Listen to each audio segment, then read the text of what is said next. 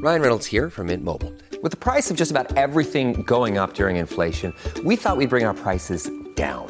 So to help us, we brought in a reverse auctioneer, which is apparently a thing. Mint Mobile Unlimited Premium Wireless. How to get 30, 30, bit to get 30, bit to get 20, 20, 20, bit to get 20, 20, bit to get 15, 15, 15, 15, just $15 a month? Sold! Give it a try at mintmobile.com/switch. $45 up front for 3 months plus taxes and fees. Promo rate for new customers for limited time. Unlimited more than 40 gigabytes per month. Slows full terms at mintmobile.com. When you need mealtime inspiration, it's worth shopping Baker's, where you'll find over 30,000 mouth-watering choices that excite your inner foodie. And no matter what tasty choice you make, you'll enjoy our everyday low prices, plus extra ways to save, like digital coupons worth over $600 each week. You can also save up to $1 off per gallon at the pump with fuel points. More savings and more inspiring flavors make shopping Baker's worth it every time. Baker's, fresh for everyone. Fuel restrictions apply.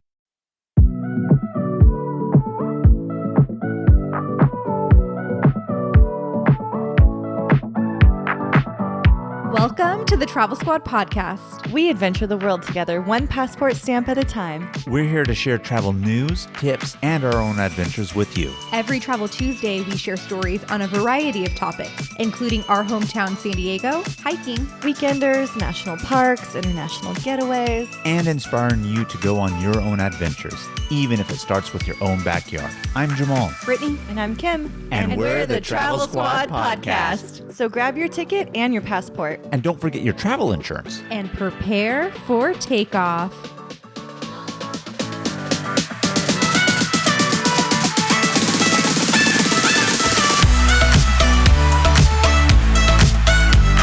Hello, fellow travelers. Hey, Squaddies. Welcome to this week's episode of the Travel Squad podcast. We have very special guests joining us on this week's episode. Kathleen Petticord and Leif Simon, founders of Live and Invest Overseas. Live and Invest Overseas is the world's savviest, most experienced, and most trusted source of information on a multitude of expat topics such as living, retiring, investing, and even starting a business overseas. Live and Invest's website, newsletters, and international conferences offer an invaluable wealth of knowledge on all the ins and outs of banking, real estate, visas, taxation, how to go about getting permanent residency, you name it, whatever questions or information you want and need to know on how to make that expat life possible, Live and Invest is the authority on the matter. This was such a great conversation. It really got all three of us fired up about the possibilities of actually living overseas, whether that's full-time when we retire or part-time, and creating our life in that way. I think the three of us really gravitated towards everything they shared around actually buying investment properties overseas. I know we've talked about it before, but they really answered some of the questions that were roadblocks for us on how do you even do it? Like, just imagine if we actually did purchase like a condo in Rosarito that we talked about, where we can rent it out fully souped up with everything people need for their trip. And our squaddies can actually book that trip, maybe even have a guest appearance from us on the trip. I think it'd be amazing. That would be amazing. I really enjoyed this conversation with Kathleen and Leif because we talked with them about how they got started in their careers and how it evolved into their expat lifestyle. And they shared with us some of the best places to start investing or looking into living abroad, and just some really practical advice on how to get started. And with that, let's welcome Kathleen and Leif to the Travel Squad podcast. Kathy and Leif, you are both a wealth of knowledge and inspiration in the expat life, and we're going to get into all of that. But before we dive in, I want to go way back and hear, how did you first get into travel? I didn't take my first trip out of the United States until I was 18. So for my spring break that year, as a graduation gift, my parents gave me a trip to Bermuda. That was my first trip out of the country. And I wasn't that excited about the Caribbean, to tell you the truth. But since I was a little girl, I wanted to go to Europe. I like castles and kings and the history and romance of the old world. That just idea gets me very excited. And so finally, when I graduated college, went to work for a publishing company, I took my first vacation with my college roommate, and we were able to take a month off And we bought Eurail passes and we traveled to 15 countries in that month. So it was a crazy, it's that cliche, 15 countries in 14 days kind of trip by train. Train travel through Europe is great. And then the company where I went to work immediately out of college turned out to have a big interest that I didn't even realize before I took the job in travel, and especially in European travel. And the magazine that I, a couple of years later, ended up editing for them, and then I was publisher of that magazine a few years later, International Living, which is still around. For that role, I was able to travel to 2 or 3 new countries a month for a couple of years as editor and then publisher. So that is what really opened up to me the idea of travel, especially beyond the countries I had always dreamt of, like France, for example. I'd always wanted to spend time in Paris. But now I was going all over the world, Central America, South America, throughout Europe, eventually to Asia. So that was what really gave me the travel bug. Well, for me, it's as simple. I did the 30-day 9-country tour when I was 17. Found a brochure in the Dillard's travel agency one Christmas and saved up my money to take a trip that summer, and then went from there. My interest in international in general goes back to even my schooling, which I got an international MBA and wanted to work and live overseas. So it's just always been in both of us, I think. Mm-hmm. For you, Kathy, was it just happenstance that the magazine that you were editing for happened to be a travel publication, or was that something after your trip to Europe that you've said, if I'm going to do this type of profession, I want to do it in the travel field? I would love to say that it was all strategic and well thought out and planned, but in fact, it was completely accidental. The whole story is completely accidental. My whole life is completely accidental. I took this job because all I knew clearly I wanted throughout my college career and then when I graduated was I wanted to be a writer. I was very clear on that, but I was in Baltimore, Maryland. There's not a big publishing industry in Baltimore, Maryland. It's, there are a few tiny little operations. And this company I went to work for, Agora, which is also still there, when I was hired, I was the 12th person. So this was not a big publishing house. This was a tiny little operation, but they needed an entry-level editor. I was engaged to someone, not to Leif, it was my first husband. I was engaged to someone, and he wasn't leaving Baltimore, so I wasn't leaving Baltimore. So I kind of defaulted into taking this entry-level editor job at Agora because the only thing I was clear on was I wanted to be a writer. I wanted to be in publishing. After I took the job, I found out that one of their divisions was focused on travel. I didn't even realize that when I took the job. And so in the beginning, I was a very low-level editor for all of their publications. They had about 10 publications at the time. And one of them was International Living, which I only came to know after I took the job. And that opened up everything for me. Just worked out perfect for you. It worked out amazingly well. I'm lucky, and they say it's better to be lucky than smart, and that has worked out for me. And so did you and Leif end up meeting traveling, or did you guys meet in where you were living and working? So I was actually an International Living subscriber, and Kathy put together a tour to Ireland for business purposes, but had a bunch of subscribers come on that as well. And that's where we met. I worked overseas already after grad school for about a year for a drilling company, and the places where oil is and they send you is not really places human beings should be. So I left that job and came back to Chicago, and then finally decided I wanted to go back overseas. So the trip to Ireland was my first foray into trying to figure out where to go. And we met in the end of June. Mm-hmm. And so the short version is we met at the end of June. We were engaged in September, married in November, moved to Ireland in December. Neither one of us tends to waste too much time making decisions. So things work out. That all worked out. And in fact, just a quick pitch, because Kathy won't say it, but she just released a memoir book of our 7 years in Ireland. That's available on Amazon. It tells exactly this story. This is what we're saying right now is the beginning of the At Home in Ireland book, where Leif and I meet on the tour in Ireland, end up dating for 2 months, him in Chicago, me in Baltimore, dating for 2 months. We're engaged in September, married in November. We moved together with my 8-year-old daughter to Ireland in December. And then are there for 7 years. So we renovate an old Georgian stone Irish country house. We start the publishing business.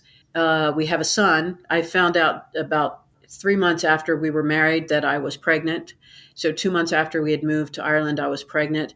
And so we had our son, and then we had a whole lot of misadventures, a whole lot of, lost in translation because the Irish speak English, but not really. And they never understood us and we don't understand them. And they drove us crazy from a business perspective because they were all just, let's have a cuppa and have a chat. And, what we don't do today, we'll do tomorrow. There's a joke in Ireland among the Irish that they don't have a word that expresses the sense of urgency as mañana. And so we weren't prepared for that. We were both very ambitious, business-minded people, and suddenly we found ourselves in this very small town where nobody was too worried about business. Nobody was in a hurry to do anything. Yeah. And so living there, and that's why it's fun to have written this book in the past couple of years with the perspective we have today.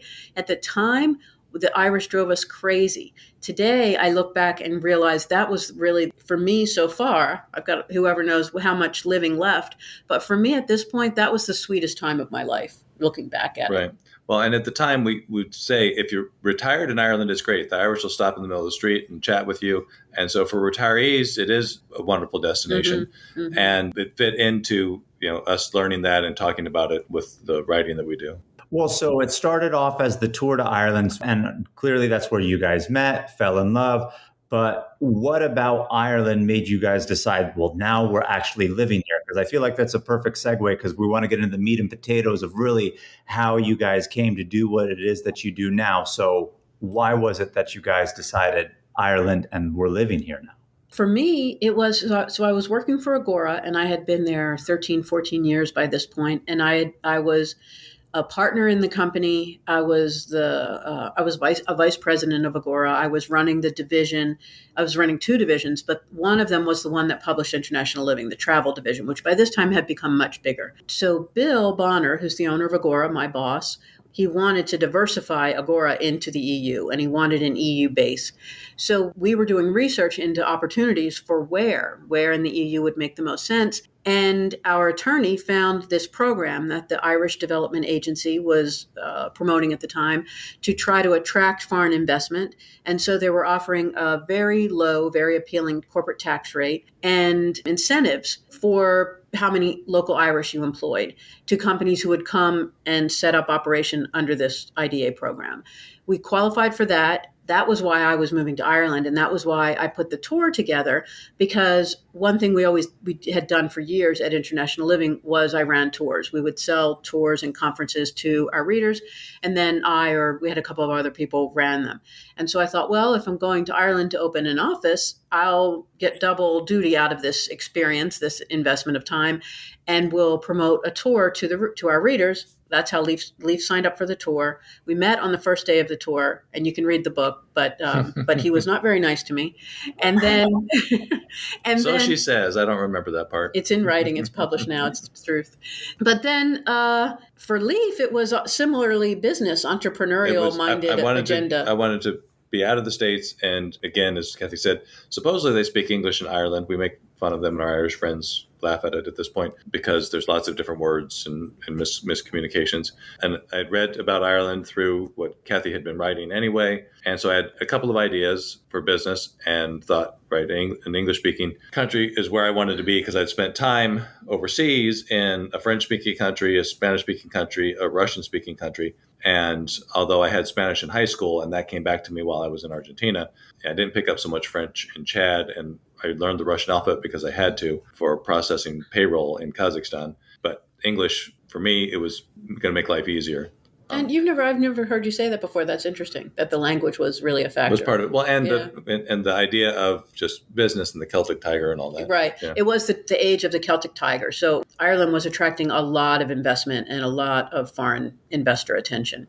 So that's not a typical story, right? I was being moved by the company I worked for, and Leif was moving to start a business, and we accidentally met at that moment. But then from Ireland, we moved to Paris. And that is, again, not a typical story, but maybe more typical reasoning. I don't know, maybe not at all. But we decided... Typical in our life. Maybe, that our daughter, who had been going to school in Ireland, was 14. And in Ireland, they do what's called a gap year. So all 14-year-olds take off a year and they travel. They take a year for travel and go somewhere and study abroad. And Caitlin came and said, I'd like to do my gap year in Paris. always the dream of my life since I was 5 years old and aware enough to know there was a place called Paris, and my mother was reading me stories about it, wanted to live in Paris. So I thought, well, this is interesting. So Caitlin and I went to Paris to see about enrolling her in a study away program or something. We couldn't find anything suitable. So by the time we came back from that trip, I had the idea, well, why don't we all go to Paris? There's no boarding school in Paris. And so where she would have stayed in a home, a guest house, whatever the right term would be, we went and visited one. And, apartments in Paris are small. The room she would have been in was like a twin bed was placed in the room and the door opened out and you just fall into the bed and that was the room. So we're like, no, she's not going to be in a place like this. That won't be comfortable. So then we were moving to Paris as a family. Okay. And we did. By this time, Leif, I will just jump ahead.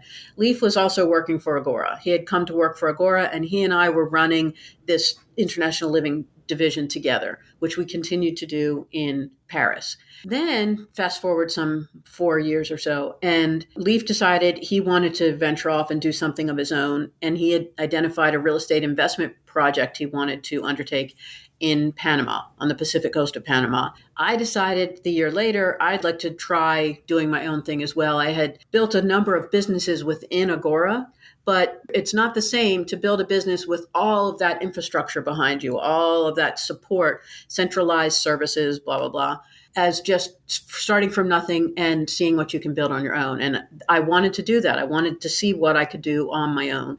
So I left Agora, left International Living, and started my own Live and Invest Overseas, which is what we're still running today about almost 15 years later. And we moved to Panama. So this could be maybe, again, a more typical version of how this can go. But we knew that France was no place to be an entrepreneur, to run a business, because we had been running the Agora business there for years. The main thing is it's no place to have an employee. Yeah, the French labor laws will kill you. And we had hired one office manager or secretary in Paris for the satellite office that we'd opened up there as part of the International Living Group. And you do I think it was a 6-month probationary contract in France. And on 6 months and 1 day, the girl's attitude changed completely. She was great up to that point. But once she knew she was on a permanent contract, she turned into a nightmare employee. Because it's impossible to fire anyone in France. So we don't have to go far down that rabbit hole. But that's why we didn't want to stay in France to run a business. So then we looked at the world map and thought, well, where do we go? We were not retirees, and that's a very different agenda. You're going to look at the world map very differently if you're a retiree. But we were still working. We were now going to be building 2 businesses, and we had still one child in school, elementary school aged child, our son Jackson. So we looked around, and we had at this point had decades of experience doing business all over the world, between what Leif had done in Kazakhstan and Argentina, et cetera, and what I'd done through Agora in France. And through Agora, I had been involved in businesses in about a dozen countries by this time. So we had a good idea of where wasn't good and why and what mattered. So if we were shopping, we knew what to look at. And one thing was labor law. Another thing was available labor pool, cost of operating a business. And so that's how we came to Panama. So while Ireland had been chosen for me, and Leif made the choice himself, but for a straight up business reason, and then Paris was in fact chosen by our daughter, we chose Panama. And that was an ideal choice for us at the time, and has worked out very well. Live and Invest Overseas is doing well. It has grown, and we're very established in Panama now. Right. And so it worked from a business perspective because for taxes, Panama is a jurisdictional taxation country. So we were able to set up the business in a way that we pay minimal taxes in Panama. English-speaking staff in Panama City, there's a lot of English-speaking. And there's a lot of international, like big international companies like Adidas and Estee Lauder and Caterpillar that have set up offices in Panama for similar reasons. And then logistically, for us to travel and to do the research we needed to do for lifestyle and real estate in other countries, Panama is called the hub of the Americas for a reason. And it's because Copa Airlines, they fly to every major city in the Americas directly. So from Panama, it's an easy hop for us or our staff to go somewhere and do research. Well, I guess from your guys' business backgrounds, you knew Panama would be a good place to start a business. But for the layperson who has no idea but wants to either invest, move, or is an avid traveler and wants to open a business over there, tell us a little bit about your guys' website and what it is that Live and Invest does to help people understand that. Because as a good example, Brittany and I and Kim live here in San Diego. We're right by the Mexican border. We talk all the time. Should we buy a property in Mexico, like along the coast, this, that? So guide us through what it is that you guys do and what an everyday person can find and benefit from on your guys' website. Yeah, exactly. Everything we're talking about and what you just described, exactly. Someone who's thinking, I wonder if I should buy a house, a rental, for example, in X country because it has your attention for whatever reason. Maybe because it's nearby. For you guys, right? Mexico is just right there. And it would provide very easy diversification. Maybe the person's agenda is budget. That's the starting point for this conversation often, especially for retirees. Wow, I'm now 60 years old. I don't have what I thought I was going to have because of the stock market or whatever situation. My plan hasn't worked out. Am I going to be able to afford my retirement?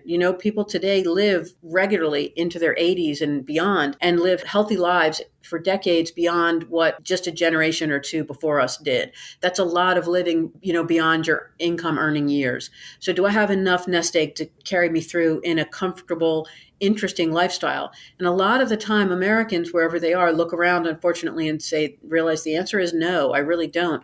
So then they start looking beyond U.S. borders. But whatever the reason is, it can be the weather. I'm tired of the snow. I want sun. I just want sun all year round.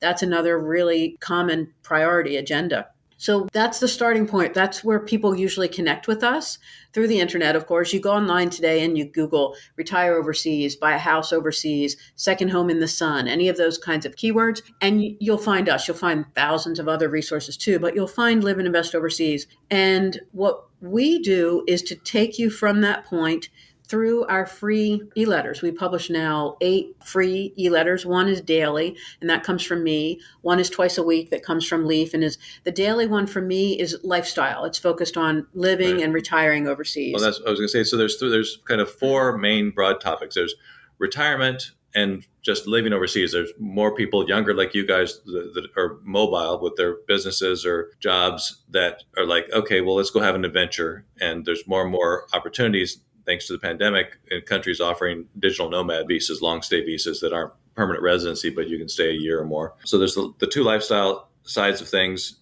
And then there's the just offshore side of things, which is investing, getting a second passport as a backup plan or second residency as a backup plan. People thinking, well, if the wrong president gets elected, I'm leaving this country. So I'm going to set up a residency in Panama or Colombia today and be ready to move. And then there's real estate for both lifestyle, a second home, a rental property, or, you can be thinking buy your retirement home today, rent it out for the next 5 years, and then have that income and then move there once you actually retire. So there's lots of ways to think about the real estate. So that's a good way to frame what we do. We break down this big idea into the biggest pieces, biggest subsets. One is living and retiring. One is investing in property. So we have a free e-letter, Overseas Property Alert, that's on buying property overseas and, covers it from all angles, where to be looking, what to look for, what to expect to pay, all of the, how it works, because and the process, exactly, it's different which is than different. Buying property in the States. Right. There are different pitfalls and kind of caveats and things you need to look out for that Americans typically aren't prepared for because they take a lot of things for granted in the United States. And you can take these things for granted in the United States, like clear title and history of ownership and things along those lines. In the United States, it's so easy to find out what something should cost because you can easily look at comparables on real estate websites. That's not possible in the rest of the world. There is no multiple listing service, so there's no easy way to run comps to know, okay, I'm looking for a 2,000 square foot, 3-bedroom, 3-bath house in this zip code on this much land. What should it cost me? It's impossible to answer that question in most of the world. So the onus, unfortunately, is much more on the buyer. So there's a lot you need to know, and we focus on that aspect of buying property a lot, on what you need to know to buy safely and be happy. Just the things to consider. Then we have some destination-specific e-letters because there are 2 angles involved here, big picture. One is the categorical aspects of this, lifestyle, retirement, banking, residency, taxes, real estate, etc. That's all the how. And then there's the where. The how is not so fun. The how is mostly work. The how is what I get to what Leif deal focuses with on. mostly. That's the taxes and banking and how do you set up your internet and your electricity, your utilities. There's a lot to it that is, there are some general things you need to know, but then a lot of it is dependent on where you go, right, country by country. But that's the fun part, right? The where. Oh my gosh, if I could live anywhere, where would I like to live? I like to put it out to people. If you could have any view from your bedroom window when you woke up every morning, what would you most like it to be? Do you want to see a white sand beach in the Caribbean Sea? Do you want to see a waterfall down a mountainside with wildflowers all around?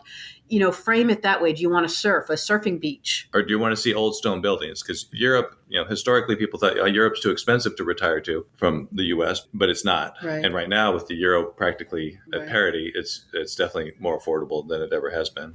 It's been one of my dreams to live in Italy, and I never thought about it for retirement, but that makes perfect sense. Do you guys have people coming to you for earlier retirement? Yeah, more and more. There's a range. When more and more our readers are getting younger, I mean, historically, 15, 20, 30 years ago, they'd be 65 and older and already on Social Security. And with the internet making things easier, and then just now the digital nomad trend, et cetera, we're finding younger and younger people looking to move for various reasons.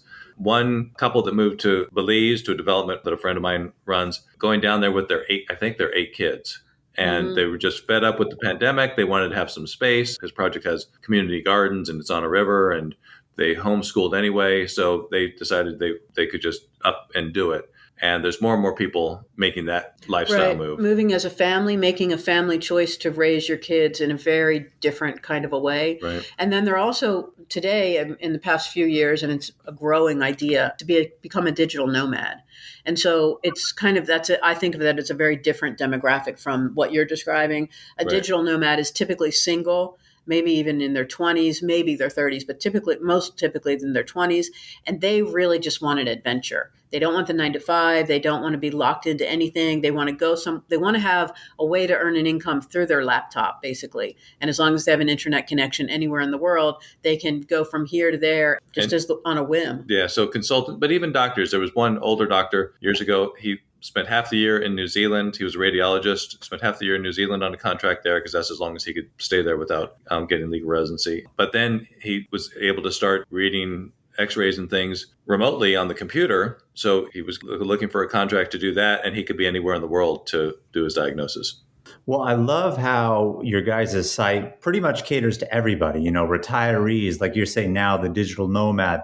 I think a lot of people are really more wanting to do this, but more scared to take that initial step. Mm-hmm. I feel like you guys break it down. But Leif mentioned something very interesting earlier, which was talking about setting up, a second citizenship or even residency. And he mentioned somewhere Colombia, not necessarily there, but what would you say to somebody? And typically a lot of Americans, as you know one language. Would you need to know another language to do this? How would you start setting something like that up? And is that even a necessary first step if you wanted to buy property, invest, or do anything like that? Yeah, so the first step depends on what your real end goal is and where you want to be. When I talk about the offshore topics, and that's the twice a week e-letter that Kathy was talking about, so there's banking. And for some people, that's all they want to do. They want to get money out of the States. And we're all for that. Nothing wrong with having money in the States, but diversification. And we tell the story of Argentina, which is, most Argentinians don't keep the bulk of their wealth in Argentina because they know at some point there's going to be a crisis in Argentina because there's always a crisis. It's been a roller coaster for the last 130 years. If it's not in crisis, it's about to be in crisis. And so, and the U.S. had, there was a big crisis in 2008, and when that real estate crisis hit the U.S., it hit the rest of the world. But my real estate portfolio didn't take a big hit because in some countries, properties went down 75%. I didn't own properties in those countries. Some countries' properties went down only 15 to 20%, and they recovered quickly. I did own properties in some of those countries. And so having that diversification, economic and currency-wise, is one thing that our readers look for. Then there's we'll call it the lifestyle diversification from just being able to be somewhere else. And so if you want to be in another country longer than the tourist visa, which is 30 to 90 days, depending on the country, you need to apply for residency. And there are some countries that make more sense to have the residency set up what we would call a backup residency, because you don't need to be there often. to maintain your residency. And Panama and Colombia are two of those countries, which is why I mentioned them. For both of those countries, if you have a temporary residency, you only need to be there once every 6 months. If you have permanent residency, you only need to be there once every 2 years. Are there any other English-speaking countries that are easy to get a residential? Not really. So Belize has a retiree program that is fairly easy. You just need $2,000, but it has to be pension income, retirement income qualify. Otherwise, there's not an English-speaking country that is easy to get a backup residency per se. But sorry, let me interject to go back, because I think what you were asking was, where can you go in the world if you don't want to learn a language? Or don't know it, correct. Or don't know a language. And so Ireland, but residency isn't easy. New Zealand and Australia, residency is really hard. Like, it's not easy, it's really hard. Belize, if you're a retiree, residency is very easy. And if you're younger, it's very possible. It just requires renewing your... Well, you can literally move to Belize and renew your 30-day tourist visa for 12 months in a row and then apply for permanent residency. So if you want to live in Belize, it's easy. Right. If you want it as a backup residency, not so much. Right. But then beyond that, there are options for places to go where you don't have to, if you don't speak the language, you don't really have to learn the language if you don't want to, because there are pockets where there's such a big expat community. English is really common. Right. So, for example, in Panama, there's a community called Boquete in the mountains. Big expat community. You definitely could live in Boquete and not have to learn Spanish. You could live in Panama City and not learn Spanish. In fact, I shouldn't admit this, but I've been living in Panama City full-time and now part-time for almost 15 years, and I don't really speak Spanish. I get along. I can have a conversation until it gets really complicated. Right. Or I have to, then it becomes Spanglish because I'm trying to keep up and I get confused and it becomes nonsense, really. We've been living in Paris again as well, on and off over 20 years, and you don't speak French at all. When we lived there full-time for 4 years, I made a goal of, I'm not going to learn French because it's just going to screw up the Spanish that was still in my head. And I did a good job. I didn't learn much French, but I did pick up enough. You'll pick it up. Enough to get by. And especially now with computers and Google Translate, I can go online and order my groceries in Paris. And if I can't remember the word for green beans, which I can, but for example, you look it up on Google Translate, then you copy and paste that into the search in the grocery store app, and there's ways to you learn how muddle through. How to muddle through. That's a good way to put it. But you'll find English harder speakers to muddle through in a place where hardly anybody speaks English. Right. So again, back to the list of places where you find big English-speaking populations. I would put on that list as well, say Puerto Vallarta and Lake Chapala, Mexico. Right, and other places in Mexico. Any tourist spot in Mexico. There are going to be a lot of English speakers. Portugal, because British retirees have been going to Portugal since World War II, when the Brits were there and they got to see how nice and sunny Portugal is, which is something that Britain, nowhere in the UK is sunny ever, not even all the year, but just almost never. And so they thought, oh, wow, this is pretty nice here, and started retiring there. And so now all these decades later, there are big communities of British retirees, but also now American retirees and more American expats. So English, almost anybody you meet in the Algarve is going to speak English. A coworker of mine, actually, I work for an agency, and so we're on our computers now for work remote, and he and his wife moved to Portugal during the pandemic, and he's been absolutely loving it there. Oh, great. Very cool. It's one of our favorite places. We've named it World's Best Place to Retire Overseas for 9 years. It kind of checks every box. We do literally create a big, massive spreadsheet for collecting data for this survey we do every year. And every year for the past several, we've all gotten together, all of our editors get together to have let's start the work on next year's Retire Overseas Index. And we start by saying every year, and we will again this year, let's try not to name Portugal again. Let's try to find somewhere else, because, I feel like readers are going to start to think, okay, you guys, have you just no imagination? There are a lot of other countries in the world. Well, and we thin slice that index, in fact. And so we've chosen different places in Portugal, and the margins have gotten closer in the final scores in the last few years, and probably something else, because Portugal has become more expensive for real estate since we first started talking about it back in 2014, 2015. And that's one of the categories. and the cost of living has gone up. It's still very affordable, but there are definitely cheaper places even in Europe. Mm-hmm. So, but back to the English question, Kim, there's 2 other places in Europe. So Malta, English is an official language. It's not very easy to get. Well, you need money if you want residency in Malta. Let's put it that way. It can be easy enough, but you need a fair amount of money. And then Cyprus, and we've been talking more and more about Northern Cyprus. So Cyprus is in the EU. The whole island is considered part of the EU, but the north, there was an issue back in 1974. It's been separated since 1974. And so in the north, the Turkish Cypriots have that side of the island. They speak English. In the south, the Greek Cypriots have that side of the island, and they speak English. So you can be on either side of the island and get by with English without any problem. And in the north, you just need to buy a property and you can get residency. So right, of any price. Any price. So you could buy a $50,000 studio. Which is possible. There are $50,000 nice studios in good locations. And in fact, in the last 2 years, since the pandemic started, we've had maybe a dozen of our readers move there already. We were there just a month or so ago, and everyone speaks English. We didn't meet anyone you can get by in English. Who wasn't able to speak But frankly, to us. if you want to, and I do, you can get by with English in Paris. So you'll need to learn wherever you're going. So you're going to want to learn the pleasantries. Mm-hmm. And I remember this from watching Rick Steves on television, 30 years ago. You just need to learn the handful of words to get by and show show some respect to the people, and then they'll help you with whatever. And I've impressed French friends with my ability to get things done by French bureaucrats simply because I start every conversation with "Parlez-vous anglais?" I don't start speaking English. I don't ask them in English if they speak English. I ask them in French if they speak English.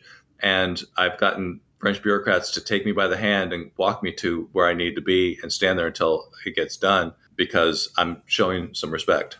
I think what you just said right there is a really good tip. We mentioned that a lot of times in our podcast when we're going somewhere.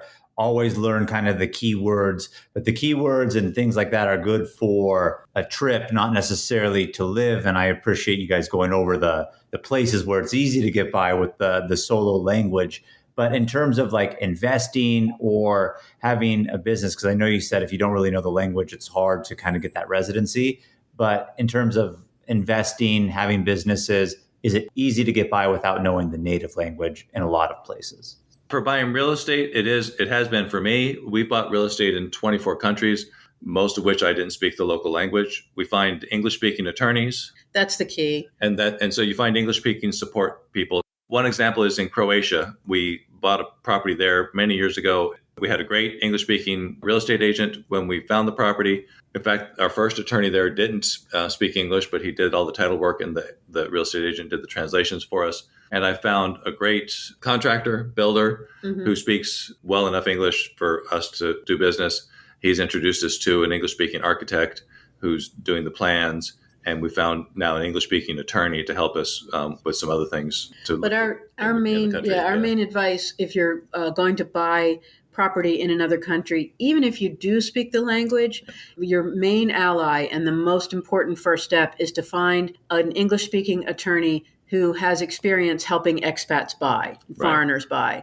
Because the process, again, as we said already, is going to be so different from what you're used to in the United States. So you don't want to even begin, I would say. You don't want to even begin looking for property until you find an attorney who you can communicate with comfortably and trust that you both are understanding each other, and he knows or she has experience helping foreigners buy, so will be thoughtful and mindful of pointing out things that they know you're not going to know because they know Americans don't know this. Right. You don't want to work with an attorney who's never helped an American buy in that country before because he or she will probably take for granted that you know how it works and may not tell you something that you really need to know because in your mind it could be a deal breaker. Oh, wait, no, this is not going to work for me. And they'll just assume you know it because everybody knows that, but you don't know it and you don't even know to ask about it. So it's really important to find an attorney who has experience working with foreign buyers, especially Americans. I have 2 questions on that for you. One, anywhere on your site, do you connect your readers with attorneys that you'd recommend or trust?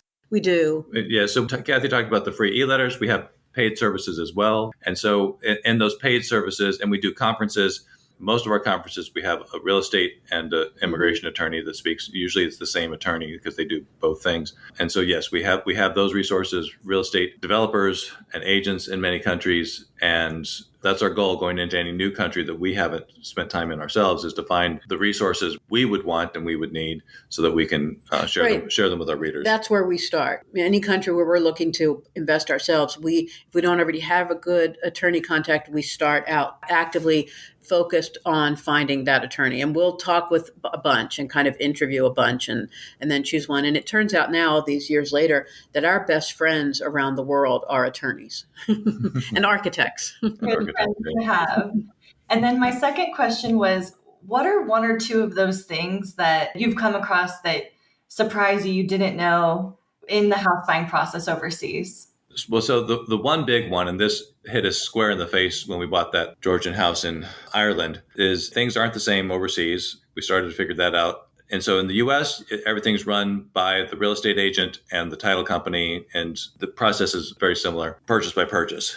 And in Ireland, they don't do things the same way. So the home inspection was the one thing that hit us in the face. So we asked to have a home inspection, which can happen, but there's not a home inspection industry. So let me just say real quickly, they were surprised, they being everyone involved in the conversation, or even including our attorney, didn't quite understand what we meant by a home inspection and were surprised we were asking about this.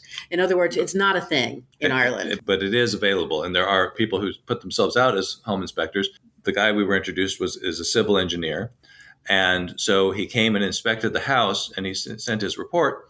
And his report only talked about the decorations. The house could do with new wallpaper and prettier curtains. Well, of course they could. But what he didn't tell us, which we found out after we bought the house, was about the dry rot in the baseboards and the wet rot in the floorboards and the whatever. And the furnace didn't work. And all the things that you would expect from a home inspection. And again, the guy was a civil engineer, so he knew what to look for, but he decided to comment on the decor. So that was one big thing. The other thing that we talk about a lot, especially in our real estate conferences and newsletters, is the transfer taxes, the round trip cost of buying and selling overseas. And most countries have a transfer tax from 1 to say 10%. And so this is one reason we recommend rent before you buy when you're moving to a new country. Because if you buy wrong and you say, well, I want to be in Paris, but you buy in the wrong arrondissement and you decide you want to be on the other side of town, well, you're going to have to, when you sell, you'll pay the real estate agent's fees and whatever, but then you've sunk that 6% transfer tax in the first property, and now you're going to have to spend it again in the next property. So buying and flipping as an investor doesn't make sense in most countries because of the transfer tax. And so it's something you need to also keep in mind with your budget, because if you have, say, $200,000 to buy, you think, okay, I can buy a $200,000 apartment or home, but you can't. You got to back that number down to make sure you can cover the legal fees, of course, but also the transfer tax, whatever it ends up being. Well, and then I'll add one more, which is that Americans might be surprised to find out that bank financing, isn't generally available, or there are lots of places in the world where it's not going to be possible for you as a foreign buyer to borrow from a bank. And in the places where it is possible, the terms are going to be surprising to you.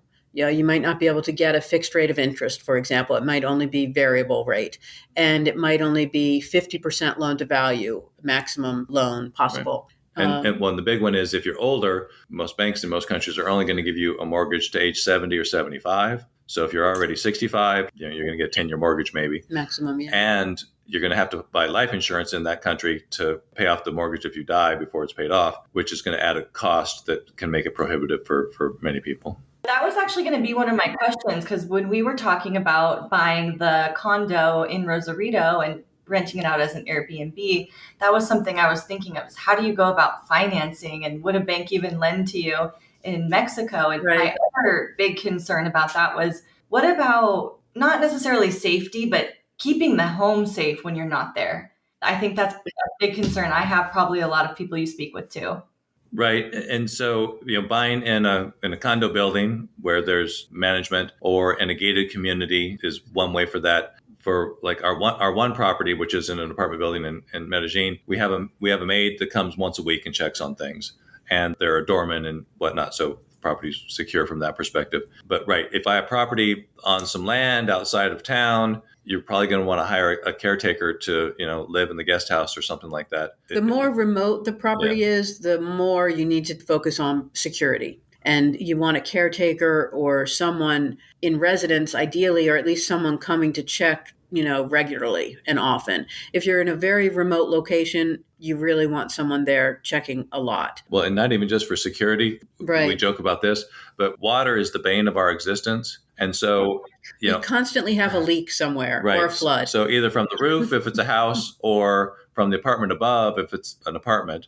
So our one apartment in Paris, the apartment above us has had leaks in its bathrooms 3 times in the 10 years we've owned the apartment. So if someone's not there checking it, then... And my favorite water story for us is going back, this is a couple of decades ago, but in Buenos Aires, Argentina, we bought some apartments to rent them. The whole idea, these were investment properties, just to rent. So we had a great rental manager and everything was great. We didn't do total renovations, but we made some improvements, furnished them, put them up for rental. Everything was going great. We liked our rental manager.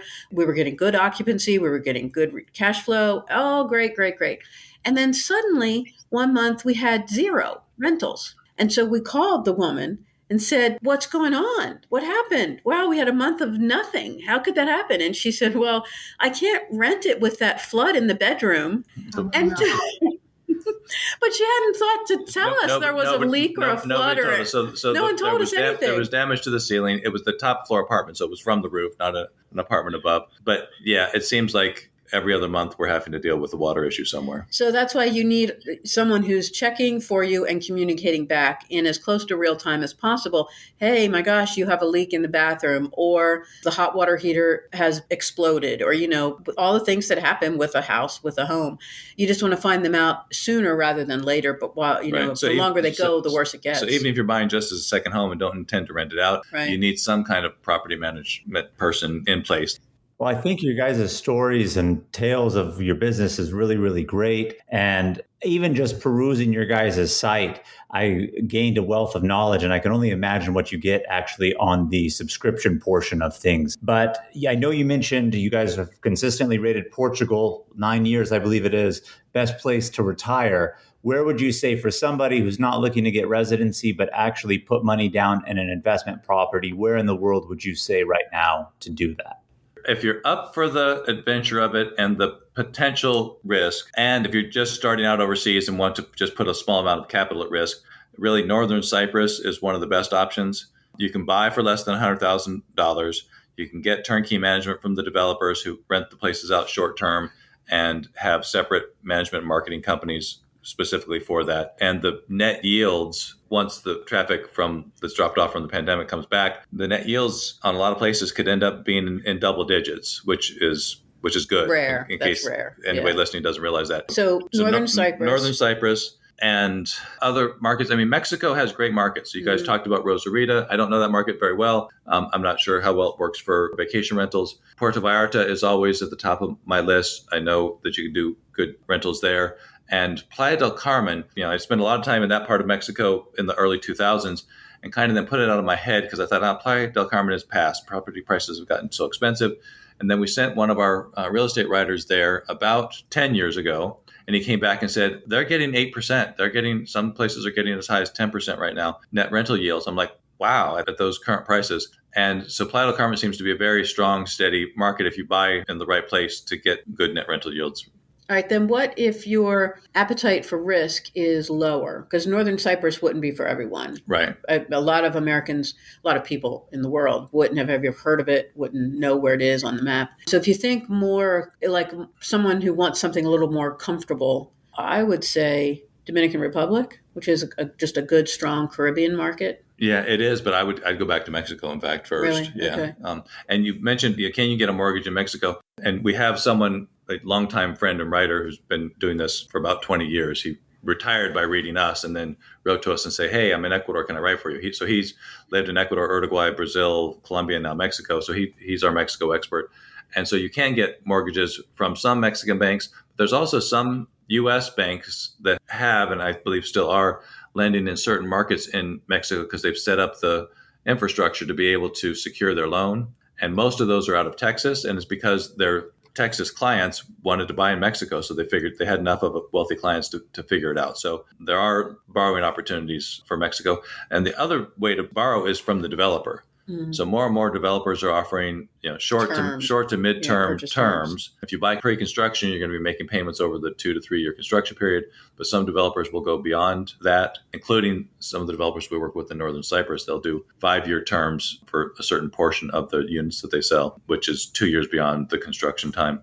Other markets, Panama is still relatively strong, but you've got to pay attention and know where to buy. There's not a lot of markets right now to just buy anywhere and expect good returns.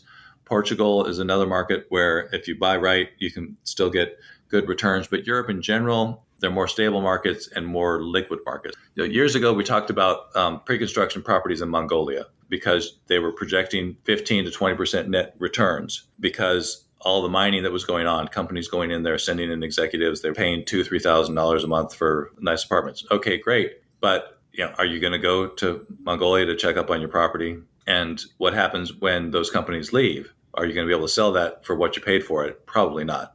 So you want to look at liquidity and the stability of the market. We don't ever think about appreciation. I focus on the yields, and if a property is yielding well, then we'll invest. And appreciation is just a secondary profit because everybody should have learned that back in 2008. A lot of people didn't.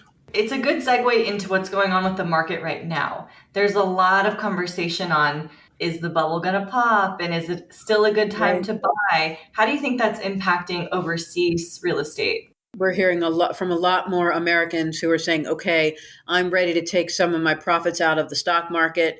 And I realize I'm seeing that what you guys have been preaching all along is really important. I need some diversification outside U.S. markets, outside the U.S. stock market, and also U.S. housing markets. And we couldn't agree more. And it's definitely, we're seeing a growth in interest in not only going overseas, but in some ways more so buying overseas, buying property overseas. Right. Well, and that reminds me of another way to get financing to buy overseas, which was done a lot in 2003 to 2007, I guess, which is take out an equity line on property you have in the States. And so if you could take out an equity line at 3 to even 5%, that's going to be cheaper than a mortgage you would even be able to get in, say, Panama, which foreigners can get a mortgage in Panama, but you're going to pay 7% there right now. Europe, you can get mortgages for as little as 3% still, 2 to 3%, but it's going to be harder to qualify when you've got those age restrictions. This has been so interesting. I know the conversation gravitated more towards real estate. We'll have to have you back on the podcast sometime in the future to talk about the lifestyle of living the expat life. So I'm sure it's entirely different than living in the United States. For me, the main difference, we've been living outside the States for almost 25 years now. And we're in the United States right now, which is for us, I feel more like a foreigner here now than when we're in the other places where we spend time.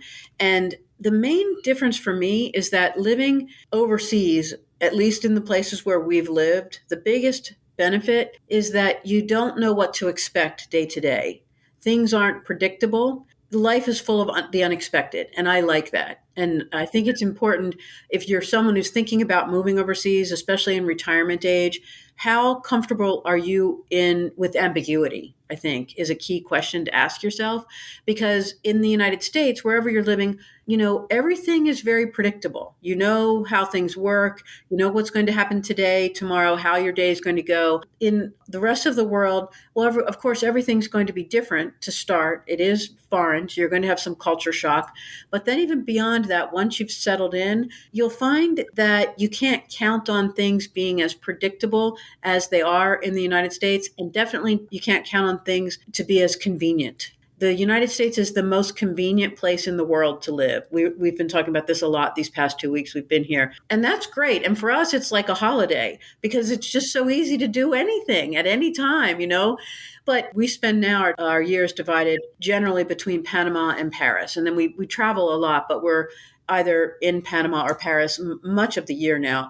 And on any given day in Panama, for sure, you don't really know what's going to happen. Is, the electricity going to be out? Is the road going to flood? Are you going to be able to do what you've planned to do? And will that business you need to go to be open because the owner just decided to take the day off? That's true in Paris, too, where they're just closed. Yeah.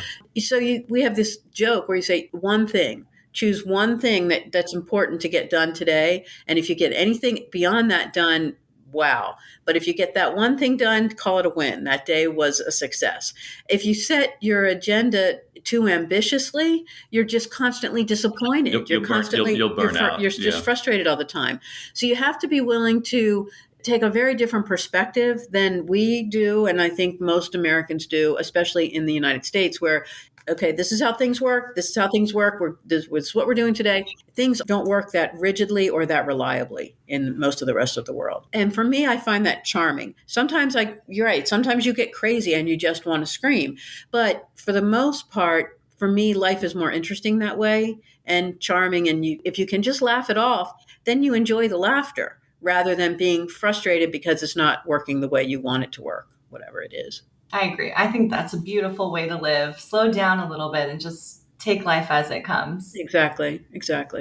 Well, you've given us so many good tips. Like, I'm inspired. I want to move overseas today.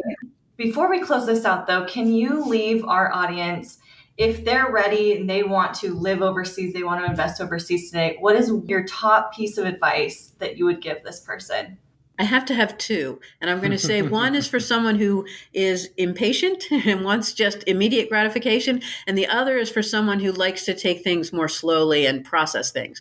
If you just want to figure out how to make a move, I've written a book called How to Retire Overseas, and it works for anyone at any age. One frustrating thing for us all these decades is we can't come up with a better catchphrase for this than retire overseas, but it's definitely not only for retirees. And so the book is called How to Retire Overseas. And I really believe, and I promise you, and I've heard this from hundreds of people over the years who've bought this book. No kidding. We got someone who wrote in today to our customer service to say more or less this, and a photo of the couple on the balcony of their ocean view condo in Panama City. They moved in this year. They're settled. They're thrilled with their new life. And they said, this is all thanks to your book. We read your book. It broke everything down. It took us through the whole process. And now, a year later, here we are on our balcony in Panama. We couldn't be happier. Thank you. So if you want to just really figure this out quickly, the How to Retire Overseas book will help you do that, make it possible. If you want to take it slower and to really just look all over the world and consider lots of options, just sign up for our daily e-letter, the one that I put out, because it presents this conversation we've had the past 45 minutes or so is the conversation we have in that e-letter every day. And every day we're looking at a different place from a different angle and just putting out options and ideas, planting seeds. And it allows you to work through this more slowly, as I said, and to consider lots of opportunities. The other big thing we hear a lot, especially at conferences from expats that we invite to speak to the group, is they wish they would have done it sooner. Yeah. So some people can prepare for years, decades. We have people who write into us, I've been reading you for 25 years, and now it's too late for me. I'm now 93. It's too late for me to move overseas. So just decide what you want to do and do it. And you can do it in a test way if you want to. Today, it's easier than ever. Rent an Airbnb for 90 days in a country you think, in a destination you think you might be interested in. Just try it out. And try it out. And then come home. And then if you really liked it, then go back. And while you're there for those 90 days, you're going to meet people and find the resources, the attorney for residency, if you decide you want to do it, all those kinds of things. But do something. That's my advice. Just do something. And worst case, exactly what Leif is describing, worst case. And if you can only do it for 30 days, to go for 30 days. Worst case, you have a great story to tell the rest of your life and you've had a vacation. And so we try to say, take the pressure off yourself. This isn't an all or nothing. It doesn't have to be that you are selling everything you own, walking away from everyone you've ever known and say, goodbye, I'm moving to Argentina. That's a little scary, right? For a lot of people. And this approach allows you, depending on your scheduling, your budget, all those personal factors, of course, come into putting your strategy together. But what if you could do this twice a year for a couple of years, try a place on for size, that you could go have this experience in 4 different destinations, and then you've got all of that experience behind you, right, all those stories to tell. And then you can look back over it and say, okay, I've had this amazing opportunity to try these 4 very different lifestyles on for size. And you know what? None of them were right. This idea of moving overseas isn't for me, but okay, great. You've had these great trips and now you know that's not for you and you can move on. It's not full time for you anyway. Our experience, though, is that, as Leif already said, most everyone we talk to, and at this point it's tens of thousands of people at conferences over the years, who the only regret they have is that they didn't do it sooner. Whatever version, this is so customizable, whatever version of this they figure out works best for them, that if it's full-time, part-time, moving from one country to another in a kind of perpetual way, where you're not committed to one place, but you're still very flexible and able to move from place to place. And for years, we have friends who for 40 years now have been doing this since the age of 35. The only regret we really hear is that I didn't try this sooner. Right. I didn't start out sooner. I feel like what you're saying completely resonates with everybody who finally takes that leap to do something just in general. I mean, we preach that on the podcast all the time, try to encourage people to travel, say it's easier to do than not. And I think you guys bring that to travel, but in a business perspective also. And I think that's really great advice to close out this episode. But one last question that I have. I know we talked a lot about your guys' newsletters, and from my understanding of what you said, a lot of that stuff is free. In 30 seconds or less, I'll let you guys plug what you can actually do and utilize on the paid version and subscription on your site. What I would recommend, I can't help myself, what I'm going to plug right now. Go ahead. I know what she's going to say, which is start with the free e-letters and then go from there. And so the progression is the free e-letters and then subscribe to one of the paid subscriptions that suits what you're looking for, whether it's real estate, lifestyle, right, or offshore. And we also have some just one-shot products that are available. Books and things. But then really, if you're truly interested in this idea, look at our conference schedule. And thanks to the pandemic, we've been able to create, even for our in-person conferences, virtual access. So you don't even have to go to the country, although we highly recommend it for the in-person conferences. But they range from one-day workshops. We just did one for Dominican Republic last week, to full 3-day conferences for some of our more popular countries that require more information. And you can sit at home and listen to it, and you get the recording, so you can go back over it, and these are live and interactive, so you can ask questions and get responses in real time. You can schedule a chat with any of the speakers, and we'll have at these events the English-speaking attorney we personally work with, real estate agents, bankers, everybody you would need to know to make a move. We cover all the topic, all the mundane administrative topics, from shipping to banking, buying real estate, immigration, residency, and we have expats talking as well, telling their stories. And everyone has a different story. So from single women, that's a big question we got: is it safe for single women to move overseas?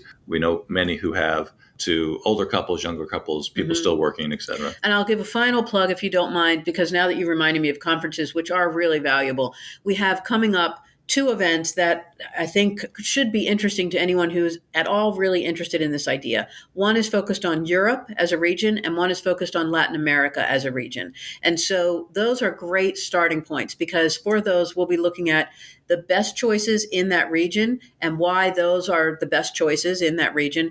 And then we'll be breaking down what you would need to know to actually make a move to a country in that region. What would be the best place to go in Europe, depending on who you are and your circumstances and your priorities, and how would you get there? And so if you have in your mind, I really think I would love to retire in Europe, well, you'd learn everything you would need to know to make that decision in 3 days. Those sound amazing. You sound like a good time to take a little trip, a little business and pleasure. Exactly. Thank you both so much for coming on the podcast. This was amazing. Very, very interesting stuff. Thank you for the invitation. Our pleasure. Yeah. We love to talk about this, so thank you. As you can tell. Well, I mean, it's a wealth of knowledge for us and for anybody who is looking for different business ideas, or a travel lover who wants to make travel into a business, so to speak, also. So I know we took a lot from this, and I know our listeners definitely will too. Thank you. Great. Thanks. Thank you guys for being on. All right, squaddies, we hope you enjoyed this episode with Kathleen and Leif as much as we did. Hope you are inspired to also start looking into your overseas adventures. Thanks so much for tuning in. As always, follow us on YouTube, Instagram, and TikTok at Travel Squad Podcast, and send us in your questions of the week.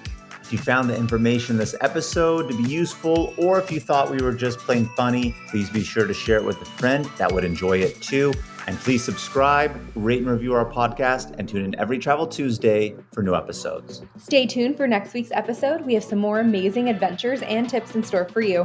Bye, squaddies. Bye, squaddies.